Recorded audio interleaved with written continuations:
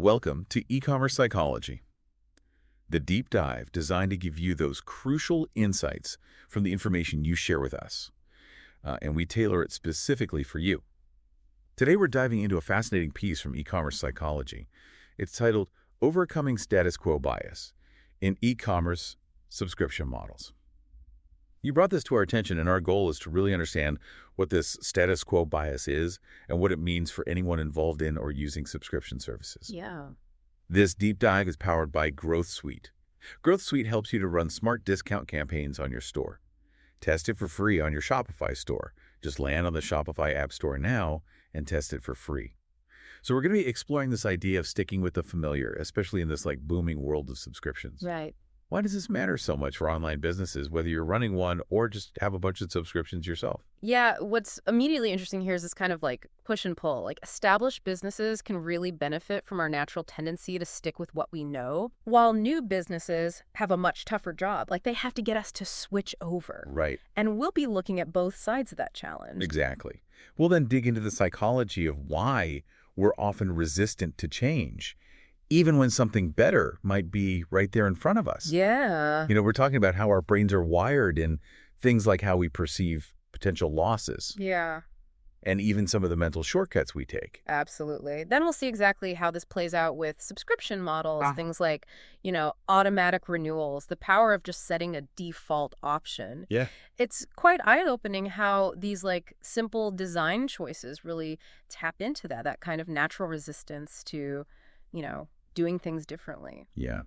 And for those of you thinking about launching a new subscription service, we'll have a section specifically on the hurdles that you face when you're trying to get people to move away from their current habits and embrace something new.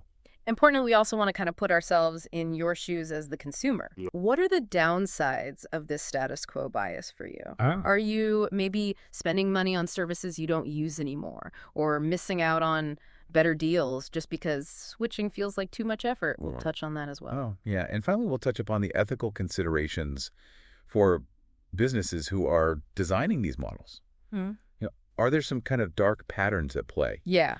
How can businesses build that long-term trust instead of just focusing on that short-term retention by exploiting this bias? Right. And then for those looking to kind of shake things up, we'll explore some concrete strategies for overcoming that status quo bias as a new entrant. And we'll touch on the role of technology in marketing and how it can disrupt existing norms. Exactly. Okay, let's unpack this. Yeah. So let's start with the basics. What is this status quo bias that we keep mentioning, and why is it such a key factor in this subscription world right now? So, simply put, status quo bias is our built-in preference for things to stay as they are. We see our current situation, like the streaming services, we watch the software that we use. Right. We see that as the normal state. And any change from that feels like a potential loss. Yeah. Even if that new option could actually be better for us. Right. Think about that streaming service you barely watch. The idea of canceling might feel like you're losing access to it, even if you haven't watched anything in weeks. That totally resonates. Yeah. It's like that saying, if it ain't broke, don't fix it. Even if it's just sputtering along. Yeah. You mentioned that the subscription economy is booming. Yeah. How does that amplify the effect of this bias? Yeah, absolutely. Subscriptions have just exploded in popularity. We have them for everything now, from entertainment and food to software and even regular household items. This widespread use of subscriptions just means that the status quo bias has a much bigger influence. Once someone subscribes to something, the simple act of continuing becomes a very powerful force. Yeah. And in fact, some data suggests that a large percentage of subscribers, we're talking upwards of 70% in some studies, just automatically renew. Wow. It's the easiest thing to do. Over 70%. That's huge. Yeah, it is. So for companies that are already in the subscription game, this bias is almost like a natural advantage for keeping customers. Yeah. But the piece you shared also mentioned a bit of a tricky situation for the newcomers. Yes, it's a real balancing act. So for established players, this inherent reluctance to change is a significant benefit. They get the advantage of customers who are less likely to actively look for alternatives. Right. And this can lead to more predictable income, better long-term customer value. Yeah. However, for new companies trying to break into the subscription market, this same bias is a major obstacle. They have to actively persuade people to change their habits, Right. to take a perceived risk by trying something new. Okay, so the big players are kind of coasting on this natural inertia, while the new kids on the block have to create a big enough reason for people to switch. Let's dive into why we humans are wired this way. Mm-hmm. What are the psychological reasons behind our resistance to switching? So there's several key psychological principles at work here. A big one is loss aversion. We tend to feel the pain of a potential loss much more intensely than the pleasure of an equal gain. Mm-hmm. So even if a new subscription offers more for a lower price, that fear of losing the comfort and familiarity of what we currently have can outweigh those potential benefits. Yeah. Sticking with what we know just feels safer. That makes total sense. Yeah. Like, yeah, that new thing looks good, but what if it's not as good as what I have, and then I've wasted my time and effort? Exactly. And then there's the idea of psychological commitment and what's called the sunk cost fallacy. Yeah. We often place more value on things that we've already invested in, whether that's time, effort, or money. So if we've been subscribing to something for a while, we might feel like we should continue thinking like, well, I've already paid for X months. I need to keep using it to get my money's worth, Right. even if we're not really using the service anymore. Oh, I've definitely been there with things like software subscriptions. Yeah. Like paying for a year and then feeling like I have to keep using it, even if it's not the best fit anymore. Precisely. And then on a more practical level, we also have to consider the effort involved in switching. Yeah. Changing subscriptions isn't always easy. Right. It might involve creating new accounts, transferring information, learning a new system, or even just the mental energy of comparing different options. These perceived costs, even if they're relatively small, can be a significant deterrent and reinforce our preference for just staying put. So it's not just about like the emotional connection. Right. It's also about the perceived hassle of actually making a change. The piece you shared also mentioned a few related mental shortcuts our brains take. Can you tell us a little bit more about those? Yeah, absolutely. The endowment effect plays a role where we tend to value things more simply because we possess them. So even if we're not actively using a subscription, the fact that we have it makes us value it more than a similar service that we don't have. Okay. Then there's the mere exposure effect, which suggests that familiarity leads to preference. The more we're exposed to a service, the more comfortable and positive we tend to feel about it. Right. And finally, existence bias. This makes us think that current or existing options are somehow better just because they already exist. Right. It's a subtle bias, but it can make those new alternatives seem riskier or less reliable. It's almost like our brains are a bit lazy and prefer to stick with the familiar path unless there's a really compelling reason to kind of veer off course. And the article even touched on some of the neurological reasons for this, which is really interesting. Yeah, research indicates that our brains actually respond to uncertainty with caution. Yeah. So when we consider switching, it can actually trigger neural pathways that are associated with risk. Huh. On the other hand, the familiar routines of our current subscriptions, Right. those can actually trigger the release of dopamine, which is a neurotransmitter that's linked to reward. So on like a neurological level, staying put can actually feel more comfortable and rewarding than trying something new. That's a fascinating insight. Yeah. Understanding the why behind this bias really helps to illustrate its power. Yeah. So how does this status quo bias actually show up in the real world of subscription models? Can you give us some specific examples? One of the most common ways is through automatic renewals. Uh-huh. By default, most subscription services are set to automatically renew your membership unless you actively choose to cancel. And this perfectly leverages our tendency to do nothing. Yeah. It requires a conscious effort to opt out, Yeah. and many people simply forget or keep putting it off. And this leads to continued subscriptions. Definitely guilty of that. Yeah. I've had subscriptions renew for months that I'd completely forgotten about. Exactly. And then there can be intentional or sometimes unintentional friction in the cancellation process. Right.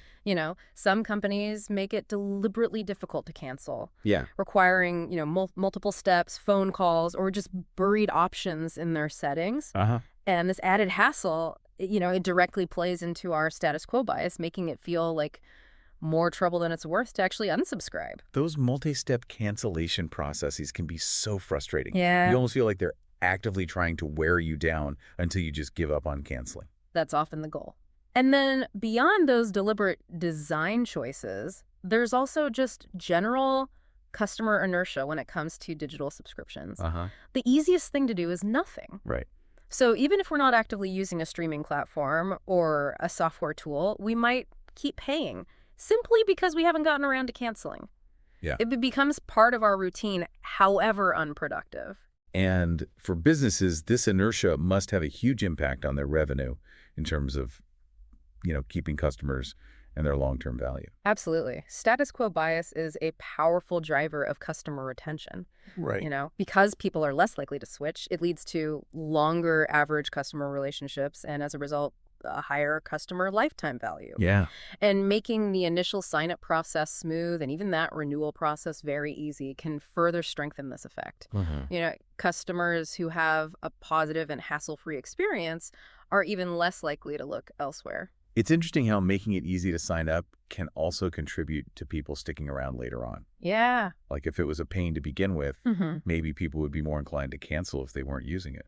That's a really good point. And the piece that you shared also touches on how this bias can manifest differently across various types of subscriptions, Right. like streaming services, software, or physical products. Right.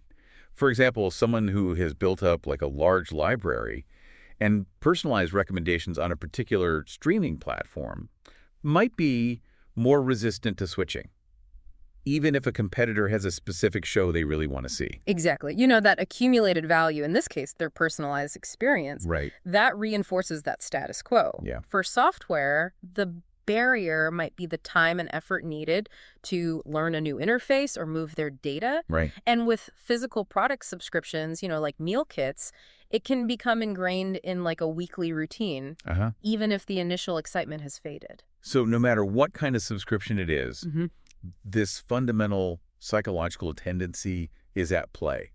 And let's look at it from the other side. Right. What are the specific challenges that new subscription services face when they're trying to enter a market where this bias is so strong? So new companies face a real uphill battle here. Yeah. First, they're competing against established brands that already have the advantage of familiarity and trust. People often feel more comfortable sticking with a name that they recognize. Right.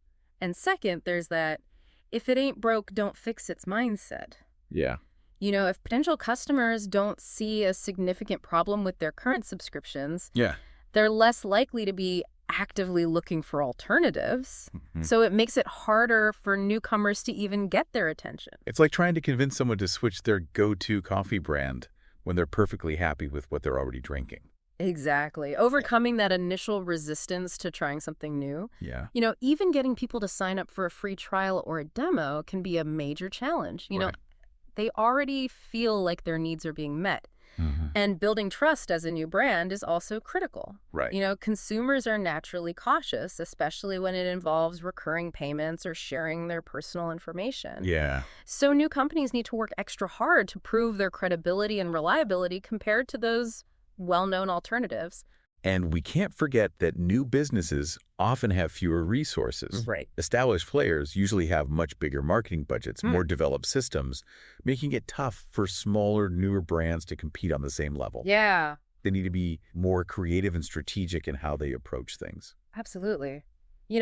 New entrants often need to focus on very specific, unique benefits or offer a really compelling value proposition Yeah. to persuade those consumers that the potential advantages are worth the perceived risks and effort of switching. It sounds like a real David and Goliath situation in many cases. Yeah, it can be. Now let's think about it from the consumer perspective. We've talked about how businesses can benefit from this bias, but what are the potential downsides for us as consumers? So from our point of view, status quo bias can lead to several negative outcomes. Right. The most obvious is continuing to pay for services that we're not really using. Yeah. Think about all those forgotten streaming subscriptions, unused software licenses, or even gym memberships that just keep automatically renewing. We often hold on to them because we fear missing out, or we're reluctant to acknowledge the wasted money that we've already spent. It's like the digital version of a cluttered closet. Yeah. But instead of old clothes, it's recurring charges on our credit card statement. Exactly. And this bias can also lead us to miss out on better alternatives. We might be so comfortable with our current subscriptions that we don't even look to see if there are newer, cheaper, or more innovative options available that could better suit our needs or save us money. So we can be stuck with like a mediocre subscription while something much better is out there simply because we haven't bothered to look. Exactly. And those small recurring fees can really add up over time. Yeah. Studies suggest that the average consumer can spend a significant amount each year on subscriptions that provide little to no real value. Furthermore, with so many subscription services available today, just managing them all can lead to decision fatigue and overwhelm. It just becomes easier to stick with what we know rather than go through the exhausting process of evaluating all those new options. It's almost ironic. Having so much choice leads to us making fewer active choices and just sticking with what's familiar. Absolutely. Ultimately, it's important for us as consumers to be aware of our own biases. Uh-huh. Understanding why we tend to stick with the status quo can empower us to make more deliberate and informed decisions about the subscriptions we choose. So a little bit of self-awareness can go a long way in saving us money and potentially getting us better services. Right. So for those new businesses that are trying to overcome this very powerful status quo bias, Right. what are some specific strategies that they can use? So there are several effective strategies. One key approach is to frame your offering in a way that minimizes the feeling of loss for potential customers. Wow. Instead of focusing on what they might be giving up by switching, you want to emphasize the gains, the new features, the potential cost savings, and the tangible benefits they'll experience by making the switch. You want to position the switch as an upgrade, not a sacrifice. That makes sense. It's about shifting the focus from I'm losing my old familiar thing to I'm gaining this exciting new thing. Exactly. Another critical strategy is to make the transition as easy and as frictionless as possible. Okay. You want to simplify that sign-up process, Yeah.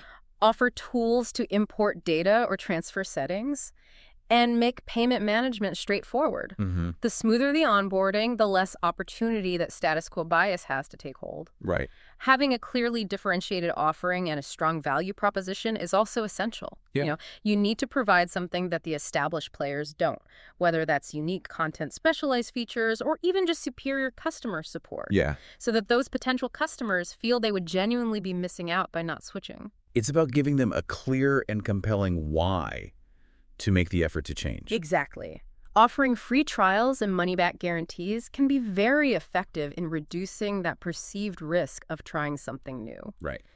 People are much more willing to test out a new service if they know they can easily go back without any financial penalty. Yeah. And don't underestimate the power of social proof and testimonials. Uh-huh. Displaying those positive reviews and success stories from other customers who have made the switch, Right. this can reduce uncertainty and build confidence. Yeah. Hearing from others who overcame the same hesitations that they might be feeling can be very persuasive. It's like saying, hey, other people just like you made the switch and they're happy that they did. Exactly. Educational content can also play a role. Yeah. Blog posts, infographics, or even videos that highlight the potential downsides of sticking with an outdated service, Huh. whether that's in terms of cost time or even missed opportunities. Right. These can subtly encourage users to reconsider their current choices. Mm-hmm. And finally, timing can be really important. People might be more receptive to change during specific life events or business cycles, Yeah. such as moving, starting a new job, or when a competitor has a major issue. So it's about understanding the customer's journey. Right. And identifying those moments when they might be more open to considering alternatives. Now, the piece you shared also touches on how technology can play a role in shaking things up. How can new companies use tech to overcome this bias? So technology offers several powerful tools. One key area is the development of one-click migration tools and services. By automating much of the switching process, for example, helping customers move their data or preferences with a single click. Right.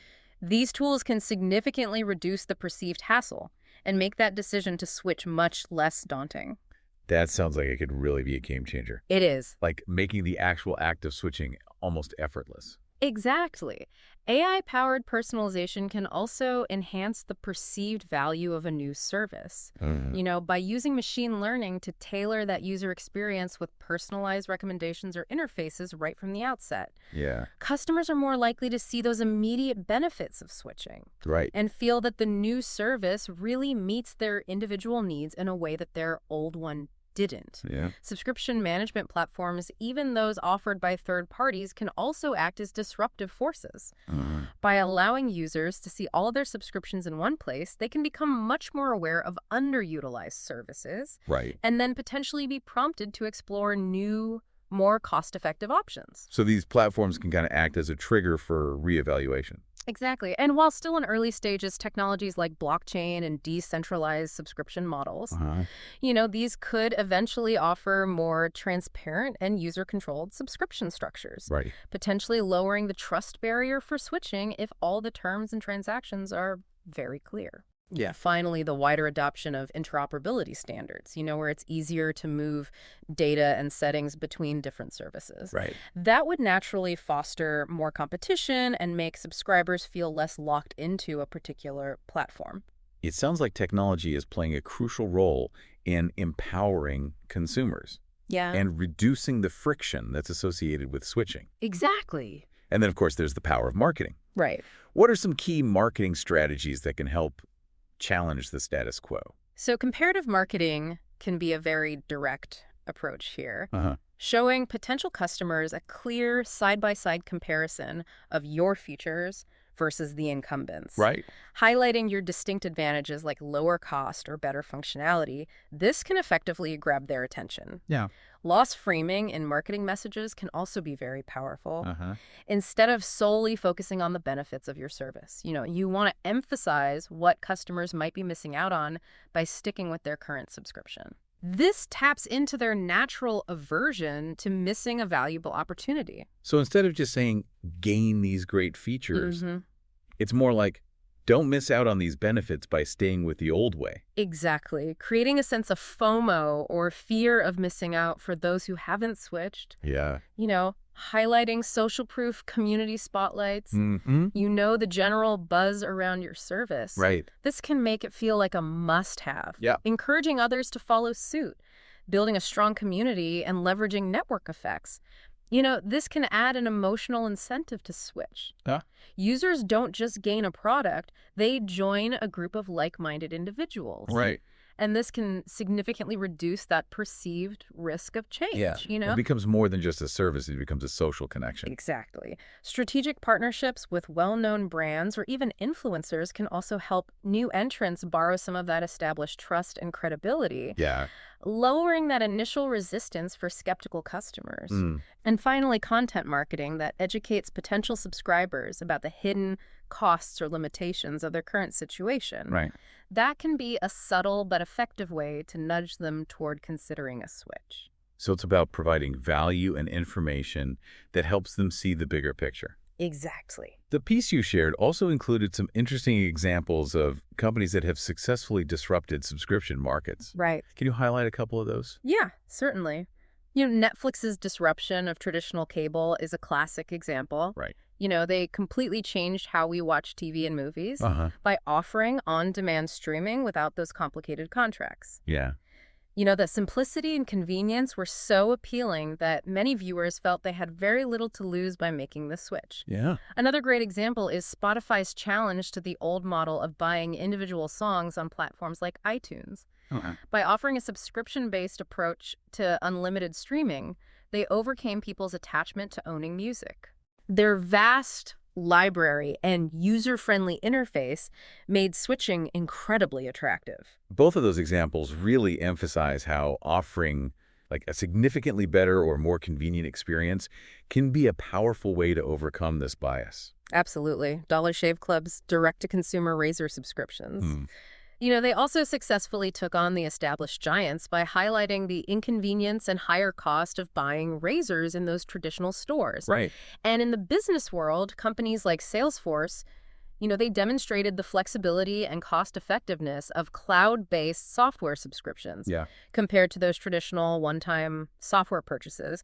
And interestingly, some subscription box services found it easier to overcome the status quo Right. because they were essentially creating entirely new consumption habits rather than directly competing with an existing entrenched option. It seems like true innovation and addressing like a clear frustration point are key ingredients for successfully challenging the status quo.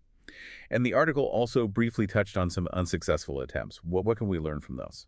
So the failures often highlight the importance of having a truly compelling value proposition Uh-huh. and effectively addressing user concerns about reliability and the ease of switching. Right. Some services simply didn't offer a significant enough advantage to justify a change, Yeah. or they failed to build trust and reassure those potential customers. So it's not enough to just be different. You have to be noticeably better and make the switch feel safe and easy. Exactly. Now, for businesses that are trying to implement these strategies, how can they actually measure if they're making progress in overcoming this status quo bias? So there are several key metrics and testing methods that they can use. Mm-hmm. A/B testing is crucial for experimenting with different sign-up page layouts, pricing structures, and marketing messages to see what resonates best with potential customers who might be hesitant. Right. Beyond just looking at overall sign-up rates, it's important to track specific metrics related to overcoming the status quo, Yeah. such as the switch conversion rate, the number of new customers who are coming directly from competitors, Uh-huh. and the churn rates of these newly acquired customers. So it's not just about how many people are signing up in general, but specifically where are they coming from and are they sticking around? Exactly. Gathering customer feedback through surveys, interviews, and focus groups Yeah. can provide valuable insights into why potential customers might be hesitant to switch. Uh-huh. Understanding their specific concerns and pain points Right. allows businesses to refine their offerings and messaging much more effectively. Running behavioral economics experiments where you adjust things like default settings or the terms of free trials can also provide data-driven insights into what influences switching behavior. And finally, it's crucial to look at both short-term and long-term results. Right. An initial surge in signups might be encouraging, but sustained engagement and customer loyalty are the real indicators of successfully breaking the status quo. It's a long-term game. You need to attract them and then keep them happy. Absolutely. Looking ahead, what are some future trends in subscription models that might further impact this dynamic of status quo bias? So several evolving consumer attitudes and emerging technologies could reshape the landscape here. Uh-huh. Younger generations who have grown up with digital services might be more open to switching and trying new things. Right. However, they also have very high expectations for seamless experiences Yeah. and are quick to cancel subscriptions that don't meet their needs. Uh-huh. The growing trend of subscription fatigue, Right. where consumers feel overwhelmed by the sheer number of services that they're paying for. Yeah. This could lead them to hold on to a few essential, trusted subscriptions more tightly, Uh-huh. potentially making it even harder for new entrants. It's like a subscription battle for survival. In a way, yes. Emerging technologies like augmented and virtual reality or even advanced AI tools. Yeah. These could also create entirely new types of subscription services and potentially encourage consumers to explore those novel offerings. Right. Predictive analytics and more sophisticated personalized subscription experiences might better anticipate individual user needs, making it easier to move away from older, less tailored options. Yeah. And finally, increasing consumer awareness around things like privacy and data security could also influence switching decisions, Right. with customers being more willing to try alternatives that they perceive as more trustworthy. It sounds like the interplay between technology changing consumer preferences Yeah. and the ever-evolving subscription economy will continue to shape how we deal with this status quo bias. Absolutely. So to wrap things up, what are the key strategic takeaways for subscription businesses, whether they're well-established or just starting out? So for those already in the market, the focus should be on making their subscriptions as easy to manage and as valuable as possible, Uh-huh. while continuously innovating to stay ahead of the curve. Right. For newcomers, the key is to actively address that inertia, Yeah. Yeah. by emphasizing simplicity, genuine innovation, and those clear advantages, Uh-huh. reducing the effort involved in switching through easy signups and data migration. This is crucial for attracting new customers.